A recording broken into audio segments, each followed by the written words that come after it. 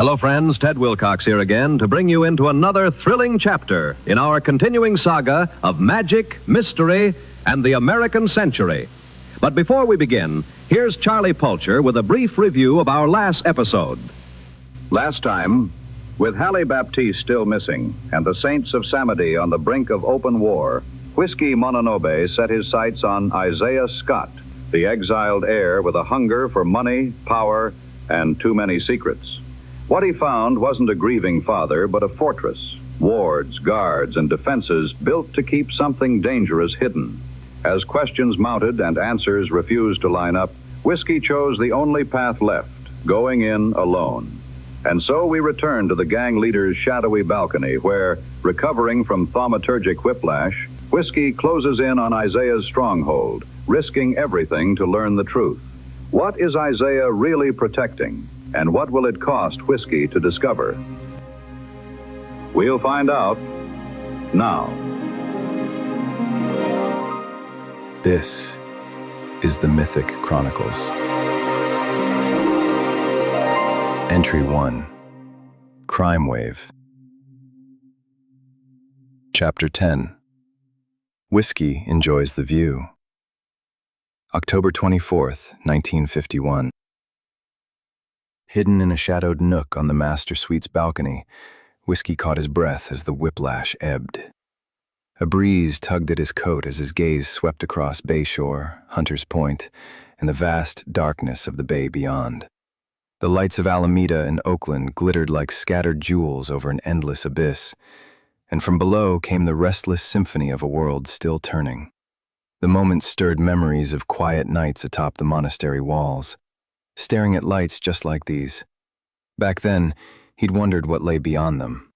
Now, "You gotta hand it to Isaiah," passenger said, tone almost wistful. He picked a spot with one crackerjack of a view. Whiskey shook his head and looked away. Not worth it. Passenger gave the mental equivalent of an eye roll. "At least admit the view's pretty, Kenichiro," it chided, followed by a, "Views like this prove that night isn't just the absence of light. It's a time for passion, for desire, for action."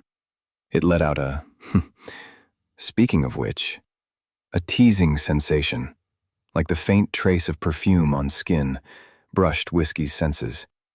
He turned toward the glass door, where a thick curtain veiled the room beyond and triggered vigilance. The dulcet tones of Ella Fitzgerald's "Someone to Watch Over Me" drifted through the air, accompanied by the rustle of sheets, and a not-so-subtle moan. He crept forward, breath steadying as he tested the handle. The sharp edge of whiplash had dulled.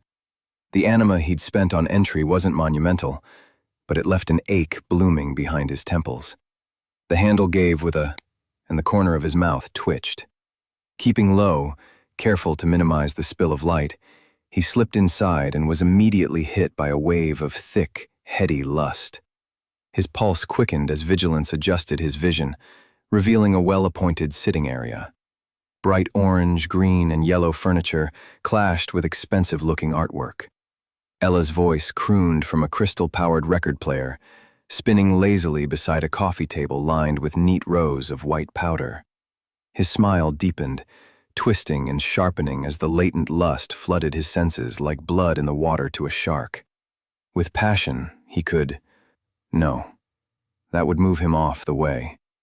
He forced himself to look aside. He was here to talk to Isaiah, to find Hallie. Drawing a steadying breath, he tuned out the rising moans and moved past the bar, heading toward the faint orange glow spilling from the open doorway ahead. Glancing inside, he saw a massive 4-poster bed dominate the adjoining bedroom. From beneath the silk sheets, a shapely leg had slipped free, draping over the edge. He confirmed the room was empty aside from its preoccupied inhabitants, then stepped forward. The instant he crossed the threshold, a scent rose through the cloying mix of perfume, booze, and cigarettes. "Watch out!" Reflex overrode thought. He called ambition, flooding his limbs with a surge of anima, and blurred, ducking, spinning, arm whipping around as he triggered wrath. Rage and fear burst from him in a crackling purple cord, searing through fabric and flesh alike, wrapping around the pistol and the hand holding it. Whiskey dismissed wrath, halting the energy before it severed the hand, and dove forward. His attacker cried out as the gun slipped free. Whiskey caught it midair, turned the dive into a roll, and came up with the muzzle leveled at the man's forehead. "Hello, Mr. Scott," Whiskey panted. The entire exchange had happened in near silence. Though it lasted less than a second, the whiplash left him breathless. His hand trembled briefly, but years of practice had built calluses over his soul, and the weapon steadied. Isaiah Scott, heir to the Saints of Samedi, leader of the Hunters Point Liberated Saints, and Hallie Baptiste's father, cradled his burned hand. "They sent you?" Only then did the two women in the bed seem to register what was happening. Sheets rustled as they sat up, flawless and very naked. "Oh my," Passenger purred. "Treats." The half-elves, an expensive rarity of mahogany skin and pointed ears, scrambled, foregoing modesty as they tried to put distance between themselves and the man with the gun. Their auras radiated a potent mix of lust and fear, strong enough that Whiskey had to grit his teeth just to stay focused. Which was why he was just a little slow when one of them opened her mouth to scream. Without thinking, he triggered passion. Unlike someone like Gilgamesh, whose training and tenacity had forged his aura into a fortress of will, their defenses were paper-thin, eroded by chemicals and undisciplined minds. His will surged toward them like a starving man at a feast, but he caught it just in time. Rather than overwhelm, it struck with the surgical precision of a syringe. Their defenses shattered instantly, both recoiling as if slapped, and the one about to scream snapped her mouth shut with an audible clack. Anima surged into Whiskey as their drug-addled wills burst like balloons. His breath caught. A shudder rolled through him, but he was ready for it and didn't allow himself to linger on the sensation. They are not the way. The effect was like ice water on fevered skin. He released passion. "What?" Passenger demanded. "That's it?" Ignoring its complaints, Whiskey stepped forward, pressed the barrel of the gun to Isaiah's forehead, and thumbed back the hammer. Isaiah's eyes bulged, nostrils flaring as his pulse hammered at the base of his throat. "It would be," Whiskey rasped, still catching his breath, "most beneficial for you to remain quiet." For a moment, no one moved. The only sound was Ella's dulcet tones drifting through the stillness. Whiskey studied the man he hadn't seen in years. Time had taken its toll. Isaiah was only in his mid-40s, but the gray threading his stubble and the deepening recession of his hairline aged him by at least a decade. He was still tall, still broad-shouldered, but what had once been lean muscle had withered into stringy gristle. A noticeable paunch pressed against silk robes strained at the seams. Swirling tattoos, once vivid and sharp, now blurred across aging skin, disappearing beneath folds of fabric. A thick gold chain hung around his neck, its medallion shaped like a snarling tiger resting over his chest. Yet it wasn't Isaiah's body that caught Whiskey's attention. It was his eyes, bloodshot, gray-green, fever-bright. They twitched, unable to hold focus, darting away, snapping back again and again. It reminded Whiskey of a jaguar he'd once seen at the San Francisco Zoo. The animal had paced the edge of its enclosure without rest, wearing a trench in the dirt. Entranced, he'd watched it for over an hour, long enough for a bored zookeeper to explain that the cat walked that same narrow circuit every day, stopping only at feeding times. A few weeks later, Whiskey read in the Chronicle that the same jaguar had gone berserk, killing a handler and mauling another before being put down.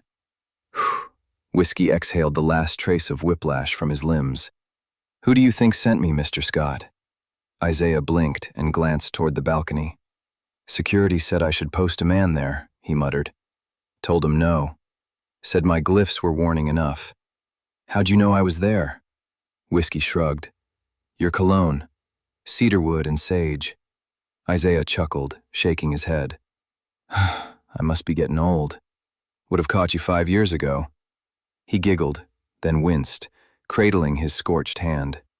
"So, What brings the Mo's very own private investigator all the way to my bedside, Whiskey let a small smile touch his lips.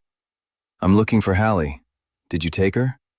Isaiah started to wave his good hand, then froze mid-motion. His face and aura flickered with shock, followed by a flash of fear. You think I took Hallie? Whiskey kept his expression neutral. Is it so surprising? With the bad blood between you and George and all this extra security, someone might suspect you're hiding something. Or someone. Isaiah's jaw dropped. Then he burst into hysterical laughter. When it subsided, his bloodshot eyes locked onto Whiskey's. I swear upon all my power and the power granted to me by the Baron himself that I, Isaiah Rupert Scott, did not abduct my own daughter. The tattoos across his chest and neck flared red. Happy now? He asked, sticking his burned hand back in his mouth. Passenger? Whiskey thought. It answered distractedly, still focused on the women. Focus. Was that what I think it was? Did he just bind his magic with an oath? Passenger made a disgruntled sound. Hard to say. His aura is about as stable as a stick of dynamite. But if I had to guess, yes, that was an oath. If he'd lied, his anima would have torn itself apart. Since that didn't happen, he's probably telling the truth. It pulsed a shrug. That said, oaths only bind the letter of the words, not the spirit. Creative liars can get around them easily enough if they word it right. Whiskey nodded. At best, Isaiah hadn't abducted Hallie himself, but that still left a whole lot of questions. He was about to say as much when one of the women shifted in bed. Isaiah flinched like a startled cat. Get out, he snapped. The women hesitated, confused. I said, get out, you God's damned whores. They sprang like startled deer, scrambling off the bed and fleeing into the hall in a flurry of sheets and terrified cries. A guard appeared in the doorway, wide-eyed. His expression only worsened when he saw Whiskey holding a gun to Isaiah's head.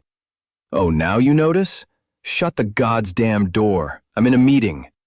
The guard blinked, frozen. With an exasperated growl, Isaiah stormed across the room. What the fuck am I paying you for? He barked, shoving the man aside and slamming the door in his face. Straightening his robe, Isaiah gathered his composure, turned back toward Whiskey, and smiled. You were saying? Whiskey studied the man, the twitching eyes, the sweat-slicked hands, the restless spark of something he couldn't quite place burning just beneath the surface. From deep within his mind came a low, knowing chuckle. It would seem, said Passenger, that some cages don't need bars to keep the animal inside. It made a thoughtful sound before adding, it might be time to put this one down as well.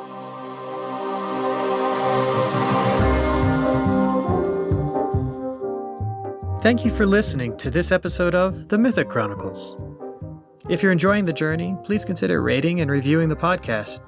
Your words might help bring more mythics into the fold.